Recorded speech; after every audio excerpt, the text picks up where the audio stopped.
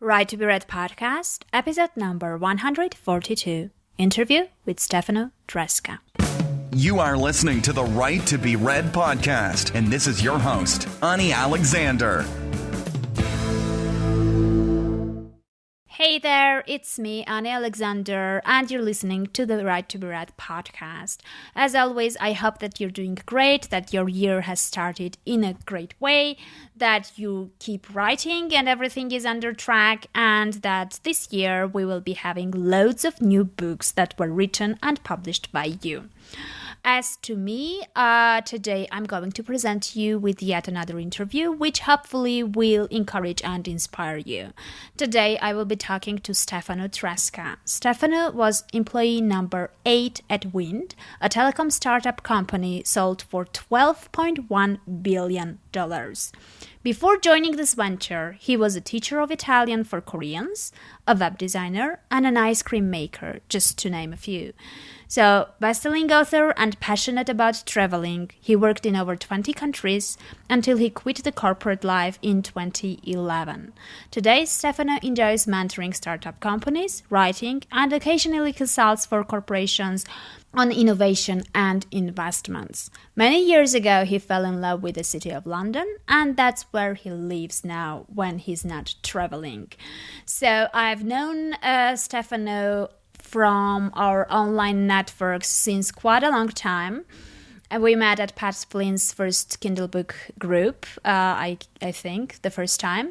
And I realized that he will be a great guest for the podcast because he's got a lot to share. So in this interview, we'll be covering quite a lot and we will see a unique perspective on things that we haven't spoken about, at least from that angle. So let's just start. Hello there. Hello, Stefano. I'm really happy to have you over. Welcome to the Right to be Read podcast.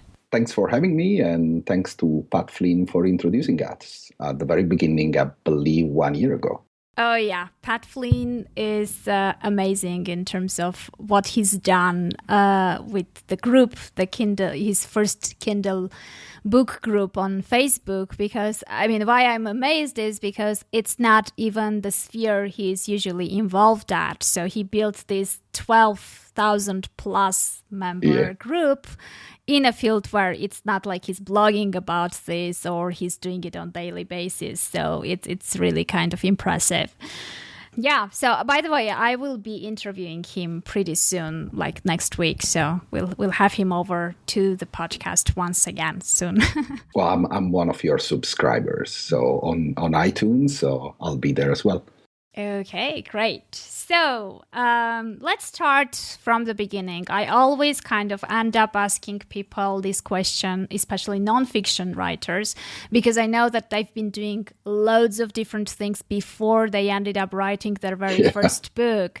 So let's kind of, briefly go back and see how did you end up to where you are, like what kind of things you've done, and if you've changed your pace, why was that? Okay, this is can take a while because I've done probably too much stuff. I'm a bit too much curious. So I start if you want the entire story in a few words. I start my career as a programmer. I won a scholarship to go to law school. That it's probably the opposite of the spectrum of a programmer. and I really suffer in the 3 years of law school in a way, because in the 90s, of course, lawyers were not what they are today. They were not used to use computers. But eventually, when I finished law school, I was one of the few lawyers with a tech background in the 90s in Europe. And that helped me to start in working with the startups. And so I start in a very big telecom company that was later sold for, don't laugh, 12.1 billion euro. Wow. So I didn't make much of the money there because at the time, the 90s in Europe, you didn't have stock option, but that really helped me to build reputation and two options. One, make a career, spend a lot of time in Europe, London, whatever, or be a consultant and travel. And because I really, really loved traveling and meeting other culture, I had the chance to spend a few other years working in a few countries in Europe in this big or smaller startup, and then spending 4 fantastic years of my life almost as a digital nomad, mostly in Asia and between Asia and Europe, I would say. So that's my professional career. Back to London now after so many years, and I'm really enjoying the city, of course, and the city is growing so fast, but it's also fun, a lot of culture. So now I have found another way to travel, that it's writing the book and being asked to speak all around the world. So I basically, the goal is to have someone that pay me to travel. I will say that's the main reason why I did write this book. Okay. So, guys, another reason we never mentioned on our podcast for writing a book. I mean, we spoke about making money. We spoke about gaining reputation, about actually growing the business and growing our rates. But we never spoke about having someone to pay for your travel. So that's another motivation for you to start a nonfiction book. And when you mentioned culture, I kind of thought about we're having an accent-packed podcast today, by the way. It's kind of, your accent and my accent. It's kind of... Oh, yeah. Well, your accent is great, but I still have this thick Italian accent. So it's quite fun to be in London and have this accent and to go out and speak in conference and be invited at 10 Downing Street, that's the government palace, and still be the only one with this very thick accent. So I'm definitely not British, yeah. Okay, so let's just, the way you were telling your story, I had a feeling that you kind of, you found what you enjoy doing, and you found your place, and you're pretty happy with what you've got.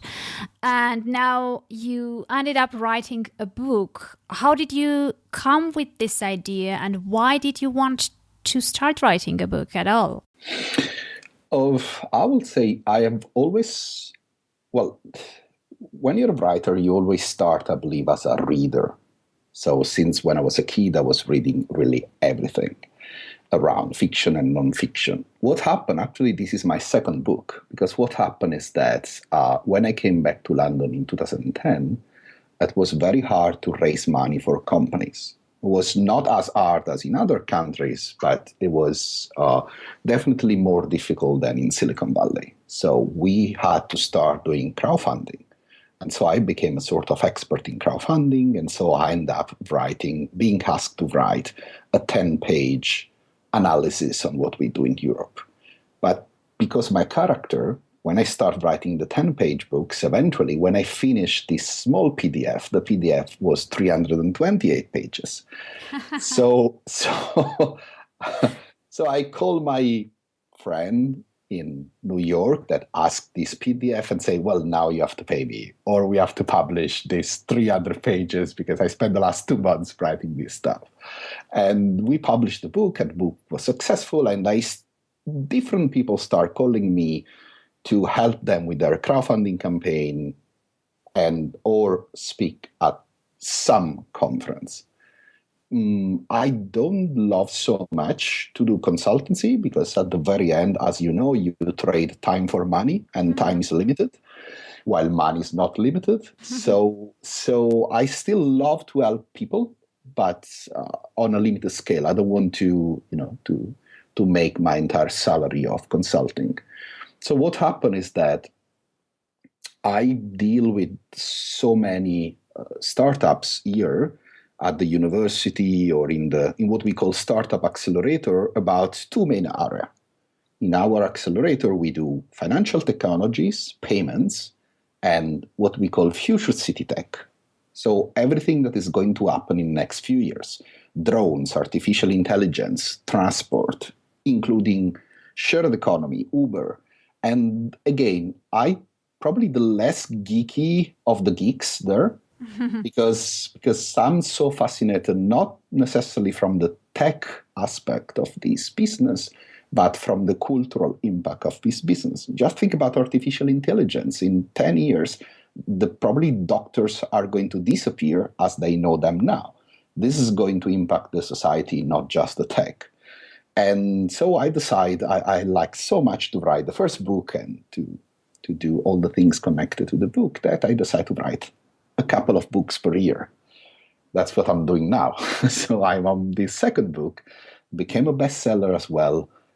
I believe because it was in such a niche market, future city tech and what's going to happen in the next 5 years, that I don't have a huge number of readers, but that readers definitely want the book. And that's probably what it's really interesting for your listener of the podcast, because so many people suggest to write books that sell. You know, if you go online and you do all these courses, you or buy books about how to be rich in 5 days on Amazon, you always, people say, okay, write 20 books per year about how to be efficient, how to self-organize, how to do whatever, but probably you don't love this stuff. You don't have a passion or an experience for this thing. But everybody's going to buy it, the market is big, so everybody suggests you to write this kind of book. My experience that you probably have a space, have an option to do exactly the opposite. If you like something because your job or because your passion or because that's what you do in the evening when you come back home from the job, just share it, because yes, you are not going to make a huge amount of money. I'm never going to make as much money as The Martian or Harry Potter. Never, even if I write 30 books. Mm-hmm. But the revenue and the satisfaction that come outside the sales of the single books on Amazon can be impressive. I mean, just this year, I've been invited in Portugal, Poland. I've been invited to Buckingham Palace. That's the Queen Palace in London. It's crazy stuff just in less than 6 months. Let's get there, but first of all, let's kind of, get there step by step. So let's say you did your very first book. You wrote that long book of 300-something pages. That was the first one, right? Yes, and that's absolutely a mistake, I believe. Okay. And so that's my first advice for your listener, because people, there are maybe some exception, but 320 pages for a nonfiction book are really too much. Yeah. So what I'm doing now, I'm splitting the book in 3 or 4 different books. So how to do the marketing for crowdfunding, how to do the video for crowdfunding, reduce the price, and eventually update the books with what I've learned doing a few campaigns this year, and put 2, 3, or 4 books on Amazon again at a very small price. It could be even $2.99 or $99. So what was your process? I mean, very often writers struggle with writing their first book because they procrastinate a lot. They are afraid of failure, so they are really afraid about what people will think about what they've written. They kind of, they have many excuses that keep them back, and they end up spending too much time writing less and at some point giving up. So what made you actually go forward and finish the book? Okay, so the first thing was that they asked me to write 10 pages. Mm-hmm. And actually 12. That was the initial request. Can you write 12 pages? We are going to share your page with our customer on a PDF for free. Okay. So I believe that's the first trick. If you start writing a 300-page book in nonfiction, you're never going to make it. Fiction is different. It can be, passionate. You can be Hemingway, but I'm not going there. Mm-hmm. But nonfiction, what I've learned from the first book, and again, that's a mistake that I've done with the first book and with the second book that I'm trying to not do again, is to write the book and then promote the book. What you can do is to write 1 chapter of the book. Because what's happening now is that I'm taking out chapter from the book and pitching them to newspaper. And some of the newspaper are publishing them. And at one point, I realized that was exactly the wrong strategy. I should have wrote an article for a newspaper, become popular, wrote another article from a newspaper, become popular, take 5 or 6 articles, transform them in a chapter, and then start writing other articles and other chapters. Because the problem of procrastination is that you have these huge 300-page books in front of you, and you know you're never going to finish today. But if you're writing one chapter, and this chapter can be published, or an abstract of this chapter can be published, then again, this is something you can do in the weekend.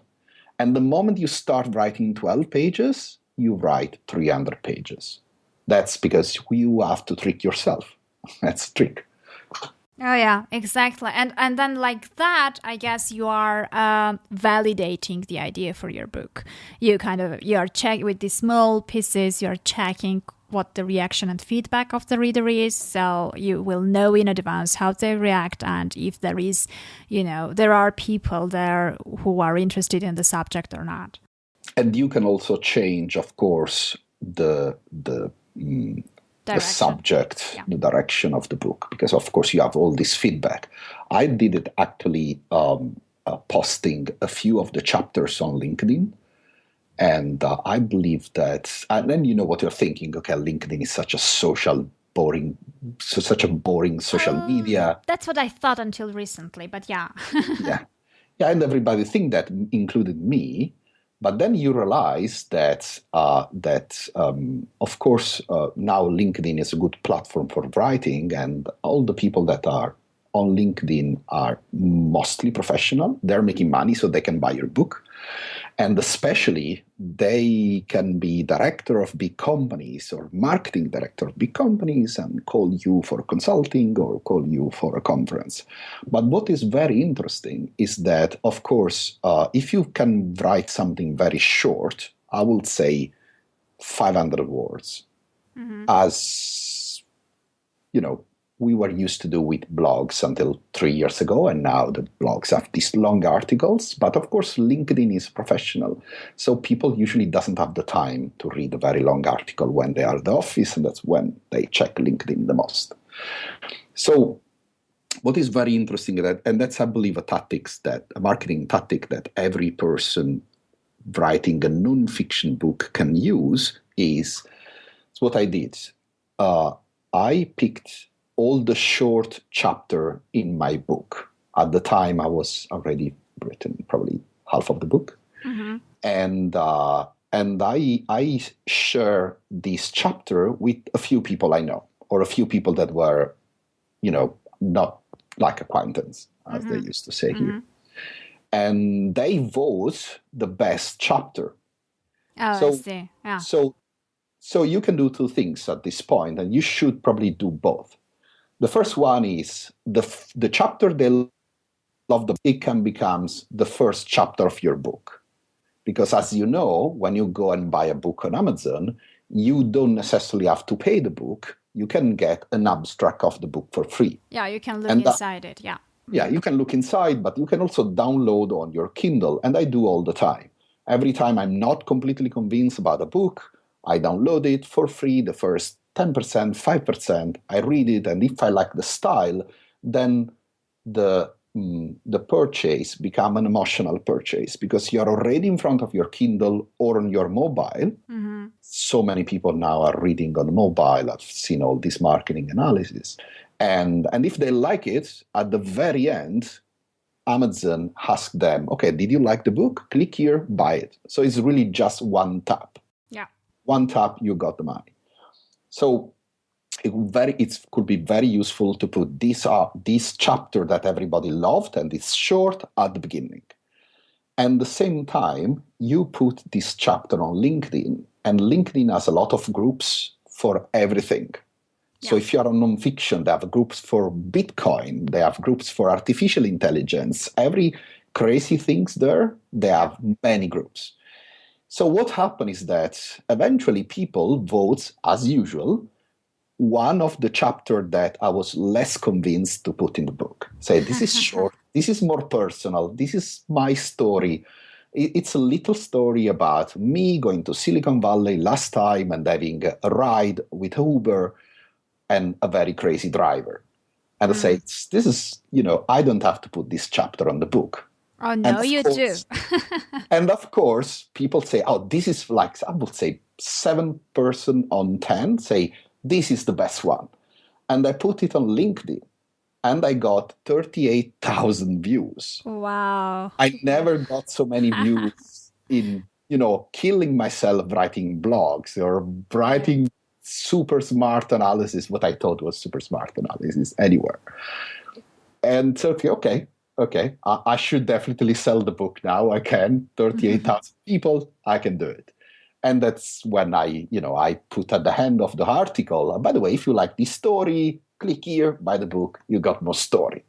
And 72 hours, the book was a bestseller. And when you got this ribbon, bestseller, you put the ribbon on the cover. And again, people ask you to go and speak at conference and do consulting more because, hey, you're a best-selling author. That's so cool. Do you think that it's, not to undermine your success, but just, just like a question, do you think that people are kind of, overvaluing this bestseller ranking on Amazon? Because, there are so many ways to get there.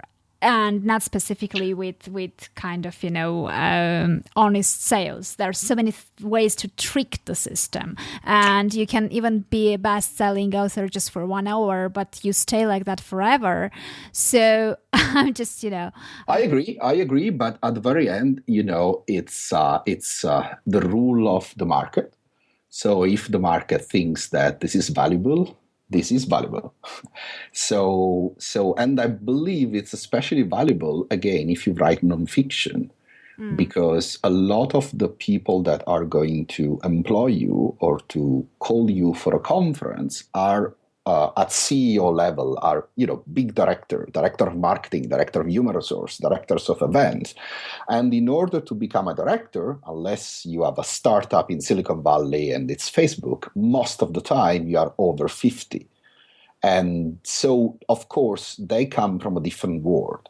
So they see Amazon bestseller, they see maybe some good review, they check your profile. Of course, the profile is very important. But again, if you are on LinkedIn, it's really easy to check your profile. They see that, you probably understand something about what you're writing for. And so they call you. So yes, it's probably overvaluated. Yes, probably in 5 years, when the new generation is going to have power, it's not going to be so important. But in 5 years, we are going to find another strategy to make money. So who cares? Okay, I see. Yeah, so let's just understand one thing. Usually the first-time writers are a bit confused about all these steps one has to take in order to self-publish. Like, you wrote the thing, you ended up with a draft manuscript, and then there are so many things you need to do to the book before it becomes a published book. So how did you approach that part? Did you, did you research some things? Did you how did you decide what to do with it before you publish? So every time I do a new venture, I'm a sort of a nerd. So I really tend to read everything about it. It's probably too much. However, this is not something I will suggest to everybody because it's what they say. It's like procrastination by information. So sometimes you keep reading and watching podcasts and watch YouTube videos for 2 years and you haven't written your book yet. So yes, I read a lot of stuff. I subscribe to your podcast. But it's probably not the best way to do it. I believe that the best way to do it is to make a long list of titles of what you want to put in the book. Mm-hmm. So going back, and the next book is you write the list of titles of the chapter, and this then is you're going to file inside this title. And it's quite easier when you have a container, it's easier to file the container than just start rambling and you end up with, again, 300 pages and probably you have write again and again about the same subject and you got a bit confused. So I would say make a list. Once you have a list, in my case, I stick my list in front of my desk at home, really stick on the wall. And so in the weekends, or in my case, from 7 to 9 in the morning, I have a look at the list and say, okay, I'm supposed to write chapter 3, but I don't really feel to write chapter 3. But I can write chapter 11 because I'm in the mood of writing about artificial intelligence and how this is going to destroy white-collar jobs in the next 5 years. And so you really file this single chapter. The trick is to divide something that is really big in a lot of small steps. Because if you have this list of titles, you can decide in the morning to write just a chapter about drones or artificial intelligence or whatever you are writing on.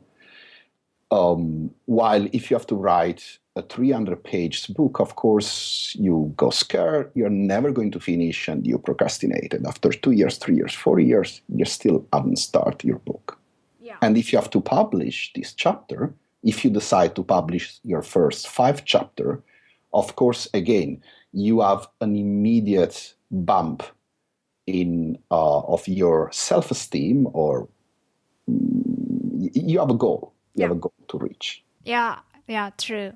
So let's talk about, you briefly mentioned all the benefits you got from the fact that you had a best-selling nonfiction book published.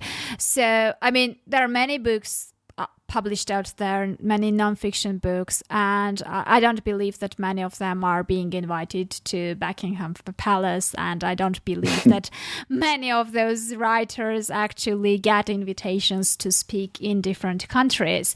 So did you do anything on top of just having a bestseller? And if you did, what it was? Yes, and you should. Well, of course, I'm a bit lucky here because I already work in this environment. Mm-hmm. So some of the people already know me. However, this is usually the people that are never going to invite you for a conference because startups are poor. So what I do, but first of all, there is a very effective rules that we use with tech startup that is called the 50-50 rules. You've probably heard the 80-20 rules, the so-called Pareto principle, like you do 80% of the money from 20% of the customer, etc., etc. Yes. And this is very effective, and I use it, but it works only after you have decided what to do. So you check, I don't know, how many hours you spend in promoting your book, and you see that you're selling the most on Facebook, then you do more Facebook. Yeah, fantastic. However, what we make it wrong sometimes, and that's happened to engineers for the startup and programmers for the startup, but I've noticed that exactly the same for authors, is that we fell in love with our products. So we are writers, or we are wannabe writers, and we keep writing. So the 50-50 rules is every time you spend 1 hour writing, you spend an hour marketing what you have done. And it's not a niche problem if you don't know how to do the marketing, because eventually you are going to learn how to do it. But the idea is, yes, I write from 7 to 9 every morning when I can. That's my goal. Mm-hmm. And I spend 2 hours, even losing sometime, trying to sell what I've done. And going on practical advice, one can be pitch conferences. There are a few fantastic websites out there that I will suggest everybody.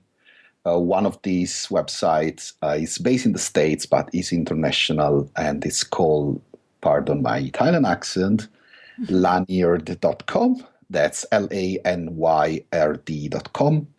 Or if you prefer, Lima Alpha November Yankee Romeo Delta.com. Okay. And this is a huge list of conferences from all around the world. So you spend your 2 hours just pitching them. Hey, do you want to, at the beginning, you probably ask them if they want to refund your tickets, and you're going to speak for free. And then in time, people know you, and eventually someone at the conference that is also marketing director for his company is going to call you and pay you.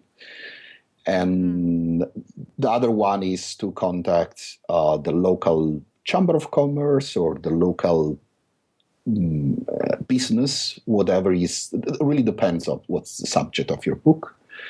And again, you start from there. But something that, again, it's most of the time undervaluated, I believe, is what I call the hidden superpowers. So the secret superpowers are the superpowers that you have, but nobody knows, like Spider-Man. But most of the time, each of us has some strength that we are not aware to have just because they are ignored by the person around us. In my case, for instance, was being based in London. So London is very hot now. The tech and the business is skyrocketing. Banks, new kind of banks by mobile. Really, it's really a strong place to do business, and it's very hot in the movies, and it's very hot all around. So if I pitch a conference in London, I'm in London, they're in London, all the speakers are in London. So I might be not successful. But if I pitch a conference in Poland or in Portugal, for them could be very powerful. Because you're from London. Yeah, because, hey, by the way, we also have a speaker from London. Okay, yeah. And they don't know me, and I can be the worst speaker ever, but still, in their brochure and the website is, we got a speaker from London. And this can be, this doesn't have to be a place. It can be that you're really good in making jokes, or in making video, or in making a podcast. Whatever it is, you always have, most of the time, a hidden superpower. And you don't know about it because everybody around you give this power for granted. So my suggestion is speak with someone, with your friends or acquaintance or people on Facebook, outside your area, even outside your country, and ask them, what do you think it's cool of, my profile? And they can say, hey, guy, you are from London. We would love to have someone like you to speak in South Italy, or, again. In last month, I wrote an article for Asian Tech News. And again, why? I believe part of the reason is because I'm from London.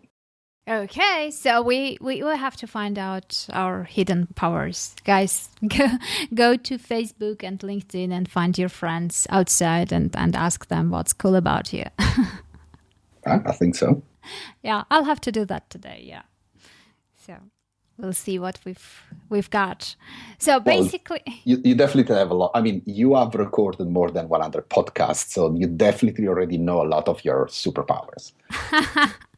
Well, I have my guests, I have recorded, so I know my guests' superpowers. I don't know mine, so it's more about them. Well, pitching people. If you convince more than 100 people, including Pat Flynn and Steve Scott and other people, to be in your podcast, you're definitely really, really good in convincing people to give you an interview. Yeah, I guess so. True. Okay, so let's just talk about, nonfiction authors usually have their books as part of the whole puzzle of their business and their activities and their reputation. Like, it's just one part of, it's not like you are a writer and you're doing it full time and that's all you do. So how you actually, what do you have as a role for your books in your whole big picture? Well, in my case, it's probably a bit opposite because the book is helping me to have a career shift. Okay. So, but yes, it's clearly connected. The initial books are connected to what I was used to do in the last years. I will say, as usual, prestige, credibility, can sell more consulting if you're in the consulting business. However, you can also understand what you like just starting somewhere.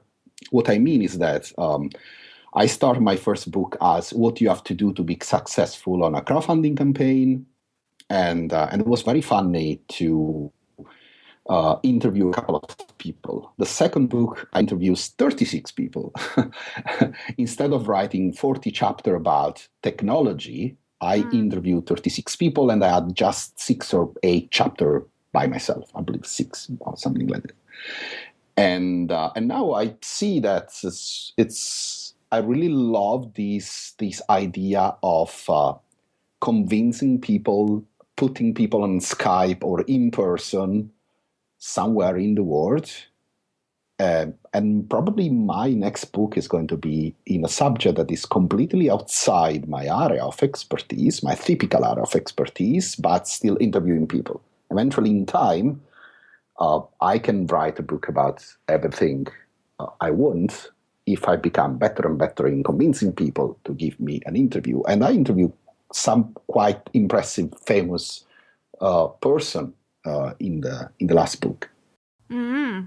Okay, so basically, I mean, just, I'm trying to wrap this up and understand what you've told me, because you've told things like I haven't heard yet before, so I want to emphasize on those.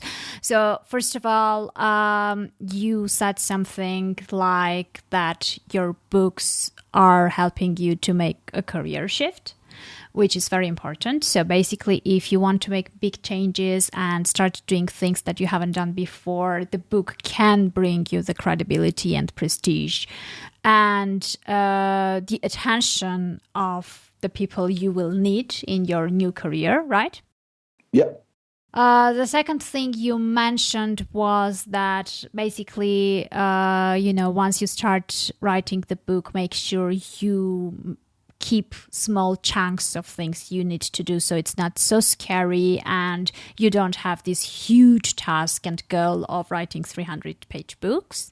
And the third thing, which is, I guess, another important thing that one should take into consideration, is that these days no one is reading very long nonfiction books, so try to keep it kind of short, and if needed, make several books but shorter, so people don't really dedicate too much time on reading that book, because they may not have that much time, right? Well, it's also a matter of price, because if you go out with 400-page books at 99 cents, the first impression of people is this book is really bad. Should be really bad, because, if this guy is putting on the market 400 pages at 99 cents, I'm never going to buy this book. Yeah. So the first problem you have is that if you write 400 pages, then you have to put the book at $9.99 or $12.99. That it's the maximum money price allowed from Amazon to give you a very, very good chunk of money. If one of your listener is a bit new of Amazon give you 30% of your revenue up to $298. So if you sell a book at 99 cents, you got 30%. If you sell a book at $2.99, you get 70%, up to $12.99. Over $12.99, your royalty go down again. So ironically, if you sell a book at $10, you make more money than if you sell a book at $20. And at the very end, money give you freedom, and it's passive income. So we write also to make money. So the first problem is that if you write a book that is too long, you have to put a high price. Yeah. And less people are going to buy the book. While if you have a lot of books from 99 cents, $2.99, $3.99, a lot of people are going to buy the book. And if they like the book, they're probably going to buy even the other book. I guess that if someone buy a book on how to do a video to raise money and be successful on Kickstarter, it's probably at the end, it's probably going to buy even my other book, How to Promote Your Campaign to the Journalist. The second thing is create space. at the very end, if you want to make money with a book, you still have to go with the paper book, because a lot of people still read the book in paper, especially in Europe. So I thought that was a thing of the past, because I'm using just my Kindle since many years now. But I've noticed that, especially on these big books, I tend to sell maybe 20-30% of my books as a paperback. And again, if the book is over 300 pages, the price on Create Space is going to be gigantic. Yeah. Exactly. You won't be able to sell those. And because Create Space impose you the minimum price, because they want to, course, they want to make money. And so again, you are an unknown author. You are at the very beginning. You go out on the market and put a book out at $20.99. I don't think a lot of people are going to buy it. Yeah, true. Okay, as a wrap up, your very final biggest advice to newbie writers. Okay, so my final advice. First, do what we call in the startup community time blocking. So block some time during the week on your calendar to write. And during that time, you only write. And start from there a very, very small chapter that eventually you can publish. And it's not a problem if nobody's going to read it. If got 3 likes on Facebook and 1 is the like of your mom, this is really not a problem, because it's a way to start. Once you start, eventually you like it and you can write 2 books, 3 books, 5 books, or 50. Because in the self-publishing industry, really sky's the limit. Okay, I see. Well, thank you very much for the interview. Thanks a lot for coming over. I really think that this was a little bit different, and we had a new information that we didn't have before. So thanks for that, and keep listening to the podcast. Absolutely, I will. Thank you very much. Okay. Bye-bye. Bye. Well, it seems like we've covered quite a lot today. I hope that you enjoyed the interview. If you did, please subscribe to it on iTunes to make sure that you don't miss an episode. And also leave a review if you have a minute or two for me. Otherwise, I will meet you in the next episode. I also have some big news and some new things coming out soon. But since it's not final yet, I don't want to share it with you yet. But I promise that I will be having a separate episode about that. So new solo episodes will be coming soon. Take care, keep writing, and I really thank you for listening to the show.